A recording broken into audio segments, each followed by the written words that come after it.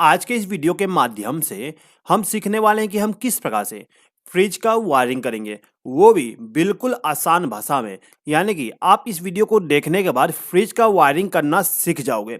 ठीक है दोस्तों, तो दोस्तों प्लीज इस वीडियो को लास्ट तक जरूर देखिएगा और वीडियो पसंद आए तो लाइक कर दीजिएगा और एक प्यारा सा कमेंट भी। और यदि आपने अभी तक हमारे चैनल को सब्सक्राइब नहीं किया तो सब्सक्राइब भी कर लीजिएगा। चलिए दोस्तों स्टार्ट करते हैं। तो देखिए दोस्तों, सबसे पहले तो हमारा जो फ्रिज होता है उसका मेन कंपोनेंट उसका कंप्रेसर होता है। तो यहाँ पे हमारे पास एक कंप्रेसर है। तो दोस्तों ये जो हमारा कंप्रेसर होता है, इस कंप्रेसर में 3 टर्मिनल होते हैं। एक कॉमन टर्मिनल, एक स्टार्टिंग टर्मिनल और एक रनिंग टर्मिनल। अब ये जो हमारा कंप्रेसर है, इसके अंदर में 2 वाइंडिंग किया जाता है। एक तो कॉमन टर्मिनल से लाके स्टार्टिंग में कनेक्ट कर दिया जाता है, दूसरा कॉमन टर्मिनल से कनेक्ट करके रनिंग पे कनेक्ट कर दिया जाता है। एक होता है हमारा स्टार्टिंग वाइंडिंग और दूसरा होता है रनिंग वाइंडिंग। ठीक है दोस्तों, अब ये जो हमारा कंप्रेसर होता है, इसको स्टार्ट करने के लिए एक रिले की जरूरत पड़ता है। यानी कि इस कंप्रेसर को स्टार्ट करने के लिए स्टार्टिंग में स्टार्टिंग वाइंडिंग और रनिंग वाइंडिंग को शॉर्ट करना पड़ता है, इसीलिए एक रिले का उपयोग किया जाता है। ये जो हमारा रिले है, ये क्या करता है, स्टार्टिंग वाइंडिंग और रनिंग वाइंडिंग को शॉर्ट कर देता है। उसके बाद जैसे ही हमारा कंप्रेसर स्टार्ट हो जाता है तो स्टार्टिंग वाइंडिंग को ओपन कर देगा, यानी कि स्टार्टिंग वाइंडिंग में पावर सप्लाई जाना बंद हो जाएगा और जो हमारा कंप्रेसर होता है वो केवल रनिंग वाइंडिंग पे वर्क करेगा। ठीक है दोस्तों, अब इसके बाद में हमारा जो कंप्रेसर होता है, इसके प्रोटेक्शन के लिए एक डिवाइस यूज किया जाता है जिसको हम बोलते हैं OLP, यानी कि ओवरलोड प्रोटेक्टर। ये जो हमारा ओवरलोड प्रोटेक्टर होता है, ये क्या करता है कि पावर सप्लाई ब्रेक करेगा। कब ब्रेक करेगा? जब हमारा कंप्रेसर गर्म हो जाए। यदि हमारा कंप्रेसर गर्म हो जाता है तो उस कंडीशन में ये OLP ऑपरेट हो जाता है, यानी कि पावर सप्लाई को आगे फ्लो नहीं होने देगा।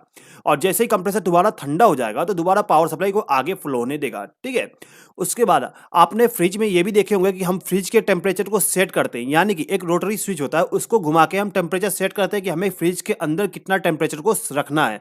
ठीक है, तो उसके लिए यहाँ पे थर्मोस्टेट का उपयोग किया जाता है। दोस्तों ये जो हमारा थर्मोस्टेट है, इसका काम यह है कि यदि फ्रिज के अंदर टेम्परेचर मेंटेन हो जाता है, यानी कि आप जितना टेम्परेचर फ्रिज के अंदर रखना चाहते हैं उतना मेंटेन हो गया, तो उस समय क्या करेगा, ये थर्मोस्टेट पावर सप्लाई को ब्रेक कर देगा, यानी कि इस थर्मोस्टेट से आगे पावर सप्लाई फ्लो नहीं हो पाएगा। ठीक है दोस्तों, अब यहाँ पे टेम्परेचर सेट करने के लिए यहाँ पे एक नॉब दिया गया होता है जिसको हम रोटेट करके टेम्परेचर को सेट करते हैं। उसके बाद जैसे ही हम फ्रिज के दरवाजा को खोलते हैं तो हम देखते हैं कि एक लाइट ग्लो हो जाती है, यानी कि उसके अंदर एक बल्ब लगा हुआ होता है। अब ये जो हमारा बल्ब है, ये हमेशा ग्लो नहीं करता, ये तब ग्लो करेगा जब हम गेट को ओपन करते हैं, यानी कि एक स्विच लगा होता है। तो यहाँ पे जो स्विच लगा होता है उसको हम बोलते हैं डोर स्विच। यानी कि जैसे ही हम गेट को खोलेंगे तो ये जो डोर स्विच होता है वो ऑपरेट हो जाएगा और ऑपरेट होने के बाद पावर सप्लाई को आगे फ्लो कराएगा और जो हमारा बल्ब है वो ग्लो हो जाएगी। अब ये जितने भी कंपोनेंट है ये हमारे फ्रिज में होते हैं। इसके अलावा एक और प्लग टॉप होता है जिसके द्वारा हम इन सभी इक्विपमेंट को पावर सप्लाई देते हैं। ठीक है दोस्तों, तो यहाँ पे हमारे सभी कंपोनेंट आ चुके हैं। अब हम इसका वायरिंग करना सीख लेते हैं। तो दोस्तों देखिए, सबसे पहले तो हमारा जो बल्ब है इसका कनेक्शन कर लेते हैं। तो जैसे कि मैंने आपको बताया था कि ये जो हमारा बल्ब है वो तभी ग्लो होना चाहिए जब हमारा डोर ओपन होता है। तो हमें क्या करना होता है कि जो हमारा फेस सप्लाई है उसको हम प्लग टॉप से लेके जाएंगे और जो हमारा डोर स्विच है उसको इनपुट पावर सप्लाई दे देंगे। दोस्तों याद रखिएगा, जो हमारा प्लग टॉप होता है उसका दाहिना पिन फेस सप्लाई के लिए होता है, तो हम यहीं से एक बार को कनेक्ट करके ले जाते हैं और डोर स्विच को पावर सप्लाई दे देते हैं। अब ये जो हमारा डोर स्विच है, इसके आउटपुट टर्मिनल से एक बार को कनेक्ट करके ले जाते हैं और जो हमारा लैंप है उसको फेस सप्लाई दे देंगे। अब इस लैंप को ग्लो कराने के लिए न्यूट्रल पावर सप्लाई भी चाहिए, तो इसके लिए हम क्या करते हैं, यहाँ से एक बार को कनेक्ट करके ले जाते हैं और जो हमारा बल्ब होता है इसको हम न्यूट्रल पावर सप्लाई दे देंगे। अब यहाँ पे है जो हमारा बल्ब है उसको फेस सप्लाई और न्यूट्रल पावर सप्लाई मिल गया। ठीक है, तो दोस्तों एक बार देख लीजिए कि ये जो हमारा लैंप है वो किस प्रकार से वर्क करेगा। देखिए, जब हम इस प्लग टॉप को पावर सप्लाई में कनेक्ट कर देते हैं और स्विच को चालू कर देते हैं तो उस कंडीशन में क्या होता है, पावर सप्लाई यहाँ से फ्लो होते हुए इस डोर स्विच तक पहुंच जाती है। अब यदि आपके फ्रिज का गेट क्लोज है, उस कंडीशन में क्या होता है, ये जो प्लंजर है वो दबा हुआ होता है, यानी कि ऑपरेट रहता है। उस कंडीशन में क्या होता है कि इस कॉन्टैक्ट से पावर सप्लाई इस कॉन्टैक्ट तक नहीं पहुंच पाता, यानी कि ओपन हो जाती है। अब जैसे ही आप गेट को ओपन करते हो, यानी कि गेट को खोलते हो फ्रिज के, तो क्या होता है कि यहाँ का पावर सप्लाई यहाँ तक पहुंच जाती है। उसके बाद यहाँ से पावर सप्लाई फ्लो होते हुए सीधे बल्ब तक पहुंच जाएगी और इधर से न्यूट्रल पावर सप्लाई इसको मिल ही रहा है, यानी कि इस बल्ब को फेस सप्लाई और न्यूट्रल पावर सप्लाई मिल जाएगा, जिससे कि हमारा जो बल्ब है वो ऑन हो जाएगी। ठीक है, तो यहाँ पे इतना कॉन्सेप्ट क्लियर हो गया होगा। अब दोस्तों देखिए, यहाँ पे जो हमारा कंप्रेसर है इसको हमें फेज सप्लाई और न्यूट्रल पावर सप्लाई देना पड़ता है ऑपरेट करने के लिए, क्योंकि यहाँ पे जो कंप्रेसर यूज कर रहे हैं वो सिंगल फेज का कंप्रेसर है, ठीक है। तो यहाँ पे जो कंप्रेसर है उसके टर्मिनल का पहचान किस प्रकार से करेंगे और किस प्रकार से हम इसका कनेक्शन करेंगे उसके बारे में एक बार समझ लीजिए, उसके बाद इसका कनेक्शन करना सीख लेंगे। दोस्तों जो हमारा कंप्रेसर होता है, कंप्रेसर के अंदर में दो वाइंडिंग किया जाता है, एक तो रनिंग वाइंडिंग, दूसरा स्टार्टिंग वाइंडिंग। अब जो हमारा वाइंडिंग है इन दोनों के एक एक सिरे को हम क्या करते हैं कि हमारा जो कॉमन टर्मिनल है उस पर कनेक्ट कर देते हैं और दूसरे दो सिरे को रनिंग पे और एक स्टार्टिंग टर्मिनल पे कनेक्ट कर देते हैं।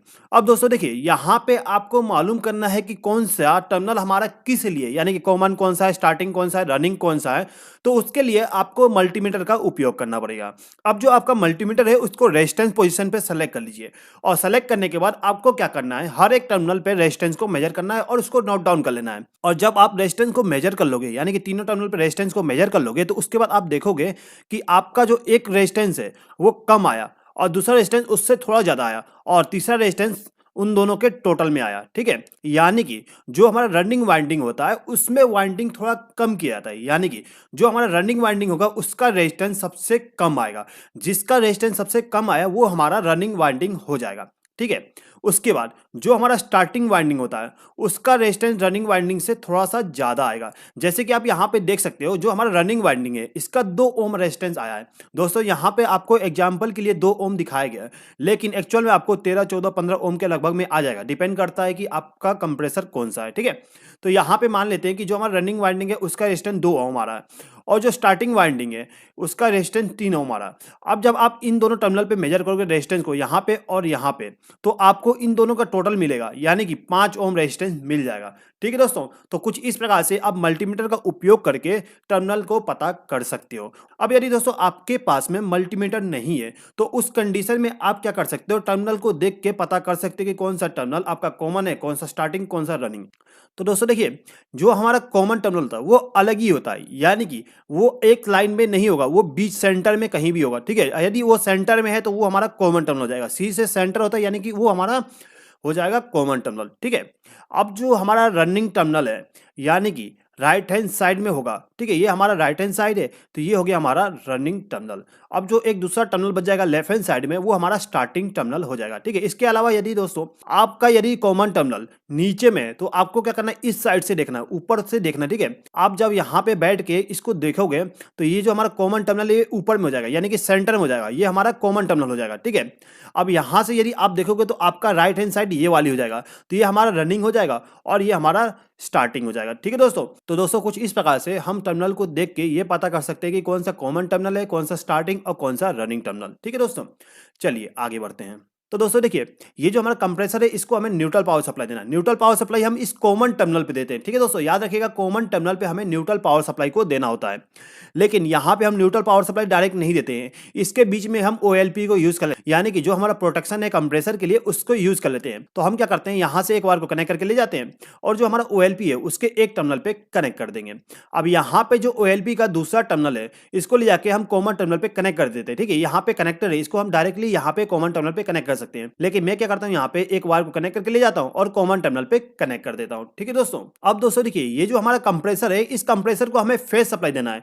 तो फेज सप्लाई देने के लिए हम क्या करते हैं, हमारे जो प्लग टॉप है इसके आउटपुट टर्मिनल से हम क्या करते हैं, एक वायर को कनेक्ट करके ले जाते हैं और जो हमारा थर्मोस्टेट है उसके एक टर्मिनल पे कनेक्ट कर देंगे। दोस्तों यहाँ पर कनेक्शन मैंने आपको बीच में से करके दिखाया हूं, लेकिन हम क्या करते हैं, यहाँ से एक वायर को लूप करके इस थर्मोस्टेट को पावर सप्लाई दे देते हैं, ठीक है।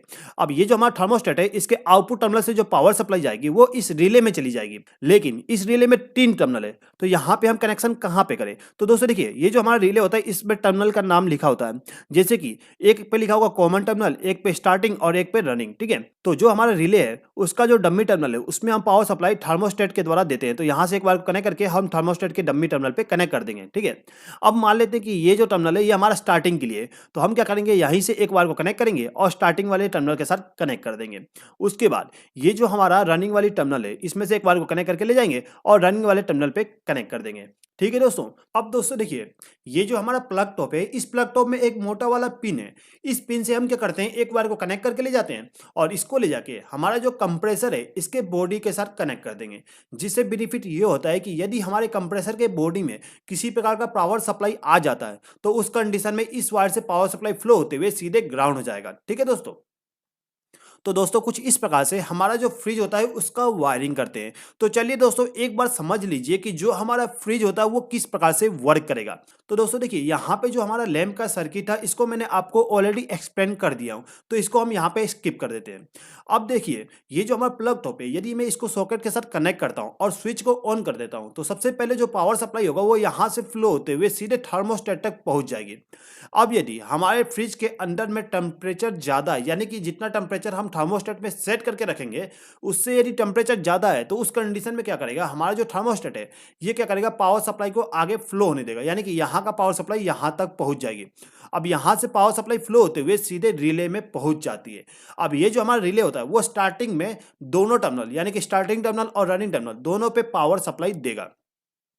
अब यदि इन दोनों टर्मिनल पे पावर सप्लाई मिलता है तो यहाँ से पावर सप्लाई फ्लो होते हुए स्टार्टिंग में और रनिंग वाइंडिंग के टर्मिनल पे पहुंच जाएगी, यानी कि कंप्रेसर के स्टार्टिंग और रनिंग टर्मिनल पे पावर सप्लाई पहुंच जाती है, जिससे कि हमारा जो कंप्रेसर है वो स्टार्ट हो जाएगा। अब जैसे ही हमारा कंप्रेसर स्टार्ट होता है तो ये जो हमारा रिले होता है इसके अंदर एक प्लंजर होता है, वो क्या करता है कि ये जो हमारा स्टार्टिंग टर्मिनल है इससे पावर सप्लाई को ब्रेक कर देगा, यानी कि कंप्रेसर के स्टार्ट होने के बाद पावर सप्लाई केवल रनिंग वाले टर्मिनल पे मिलेगा, यानी कि यहाँ का पावर सप्लाई केवल यहाँ पे फ्लो होगा, यहाँ पे फ्लो नहीं हो पाएगा।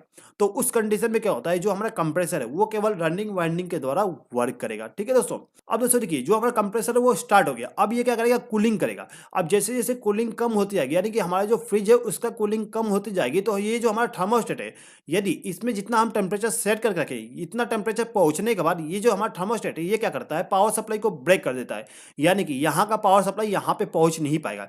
तो जिससे क्या होगा, ये जो हमारा कंप्रेसर है इसको फेस सप्लाई नहीं मिल पाएगी।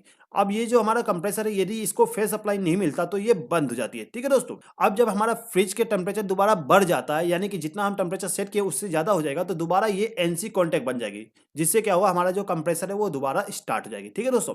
अब दोस्तों देखिए ये जो हमारा कंप्रेसर है यदि ये चलते चलते गर्म हो जाता है तो उस कंडीशन में ये जो ओएलपी ये ऑपरेट हो जाएगा, और ये जो ओएलपी ये क्या करता है, न्यूट्रल पावर सप्लाई को ब्रेक कर देगा। अब जैसे ही न्यूट्रल पावर सप्लाई ब्रेक होता है तो हमारे जो कंप्रेसर है इसको न्यूट्रल पावर सप्लाई नहीं मिल पाएगा, जिससे कि कंप्रेसर बंद हो जाती है। अब जैसे ही कंप्रेसर दोबारा ठंडा हो जाता है तो उस कंडीशन में ये ओएलपी नॉर्मल हो जाता है, यानी कि न्यूट्रल पावर सप्लाई को आउटपुट में जनरेट करने लगता है, तो हमारा जो कंप्रेसर है ये दोबारा ऑन हो जाएगी। ठीक है दोस्तों। तो दोस्तों मैं यहाँ पे उम्मीद करता हूँ कि यहाँ पे आप समझ गए होंगे कि किस प्रकार से हम फ्रिज का वायरिंग करते हैं और जो हमारा फ्रिज होता है किस प्रकार से वर्क करता है। दोस्तों यदि आपको ये वीडियो पसंद आया हो तो प्लीज इस वीडियो पे लाइक, शेयर और कमेंट भी कर दीजिएगा, और यदि आपने अभी तक हमारे चैनल को सब्सक्राइब नहीं किया तो सब्सक्राइब भी कर लीजिएगा। इस वीडियो को देखने के लिए धन्यवाद।